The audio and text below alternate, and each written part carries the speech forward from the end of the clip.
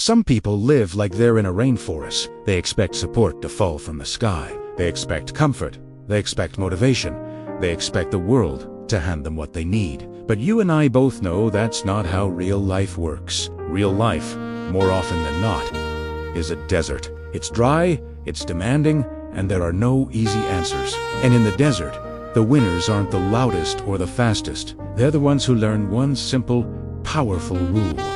Don't leak your life. This is the Cactus rule, and it might just be the one thing you need to stop feeling so drained all the time. Let me tell you about a guy named Marcus. Marcus was the dependable one. He was the friend who always answered the late-night calls, the co-worker who always covered the extra shifts, the son who never, ever said no. For a while, it felt noble. He was being a good person, right? Then, it just started to feel normal. And then, slowly, it started to feel like a trap he had built for himself. Marcus wasn't failing because he didn't work hard. In fact, he was working harder than almost anyone he knew. He was failing because everything he earned, his time, his energy, his money, his attention, it was all leaking out of him faster than he could ever replenish it. He'd make these promises to himself, like, okay, this weekend, I'm finally going to rest, no interruptions. But then the phone would ring. Someone would need a favor. He'd say yes, and just like that, his rest would vanish into thin air. He was living in a constant state of energy debt. One night, completely burned out, he just got in his car and drove. He ended up out in the desert, hoping to clear his head. Just him, a long, empty road, the dry air, and total silence. And then, caught in his headlights, he saw it, a single cactus, standing alone against the horizon, looking like it had absolutely no business being alive in such a harsh place. He pulled over and walked closer. It wasn't beautiful in the traditional sense. It wasn't soft or inviting.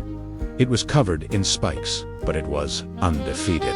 It was standing tall, unbothered, and completely so. As he stood there, an older desert guide named Rosa, who was out checking trail markers, walked up beside him.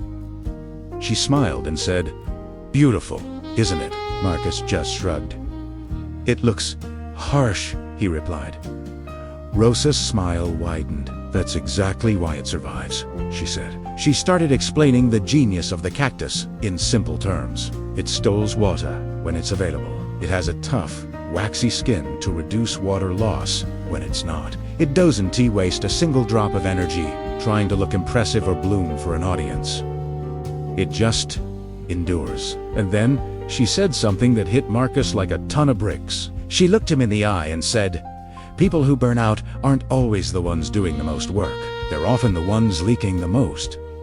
In that moment, Marcus felt completely exposed. He knew, deep down, she was talking about him. He was a leaker. Rosa saw the look on his face and gave him a simple challenge. "Try this for just 1 week," she said. "Before you say yes to anything or anyone, ask yourself one question. Will this cost me more than I can afford to give right now?" And she wasn't talking about money. She was talking about life. His time, his energy, his peace of mind. So Marcus decided to try it. He started practicing this question like he was building a new muscle. The very next day at work, a coworker tried to dump a last-minute project on him. The old Marcus would aside and said yes. The new Marcus took a breath and said, "I'm sorry, but I can't take that on right now."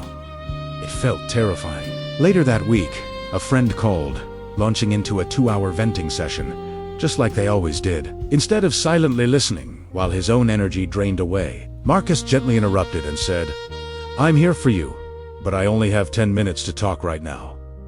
Then came the family guilt trip, an invitation he didn't have the energy for.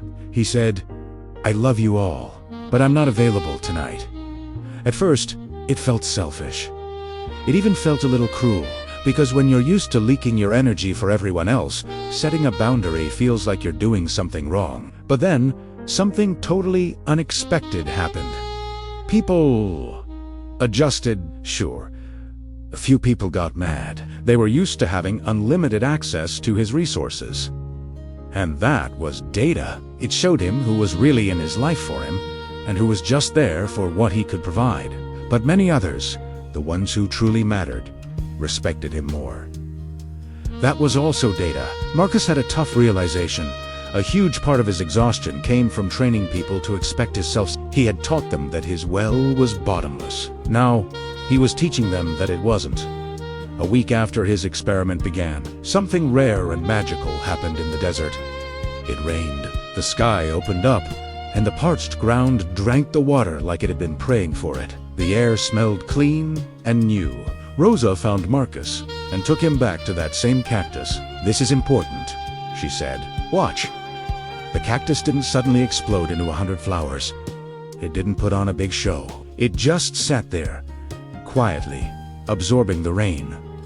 Patiently, methodically. Rosa explained, when the good moments come, when you finally have a little extra energy, or peace, or money, most people waste it. They celebrate too hard. They spend it all immediately. The cactus, it saves it. It stores it for the dry times ahead. Marcus thought about his own life. It was so true. Whenever he had a burst of momentum or a good day, he'd spend it all. He'd overpromise, thinking this good feeling would last forever. He'd stay up too late, commit to too many projects, and then he'd be right back where he started, leaking again. So he made a new rule for himself, inspired by the cactus in the rain. When life gives him rain, he stores it. When he got an unexpected bonus, he saved it instead of immediately spending it to feel better. When he had a free evening, he went to bed early instead of scrolling on his phone for hours. He started using his good days to train his body at the gym instead of numbing his mind with distractions. Within a month, Marcus felt like a different person. He wasn't happy every single day. No one is. But he was stable. For the first time in years, he wasn't constantly running behind. He wasn't constantly apologizing for being late or tired. He wasn't constantly exhausted. He felt sealed, solid. And here's the secret: nobody tells you about building these boundaries. When you stop leaking your life force all over the place, your confidence doesn't just grow, it skyrockets. Why? Because you finally start trusting yourself again. You prove to yourself that you have your own back. Marcus didn't become a less caring person. He became a more sustainable one. He learned the profound difference between giving from a place of overflow and giving from a place of collapse. You can't pour from an empty cup. And for the first time, his cup was starting to feel full. So, the cactus rule is simple.